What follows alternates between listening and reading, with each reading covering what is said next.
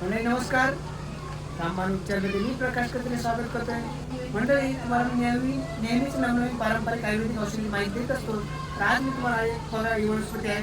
या वनस्पतीचं नाव आहे बेडकीचा पाला म्हणतात आपल्या भाषेत, तिकडं काही मधुनाशिनी म्हणतात. तर मधुनाशिनी का तर बघा, जर ह्या वनस्पतीचं बघा हे पान आहे ना, हे पान बघा, हे पान असं असतं. हे पान जर तुम्ही चावून खाल्लं आणि त्याच्यावर जर मुठभर जरी साखर खाली ना, तरी त्या साखरेतला गोडपणा नाहीच होतो. एवढा याच्यात असं आयुर्वेदिक रामबाण घटक आहे. रक्तातील साखरेचं प्रमाण नियंत्रित करण्याचं काम हा बेडकीचा पाला करतोय. त्यामुळे जर नेहमीच जर तुम्ही सकाळी 3 ते 4 पानं आणि संध्याकाळी 3 ते 4 पानं खाल्लं तर साखरेचं प्रमाण नियंत्रित होण्यास मदत होईल.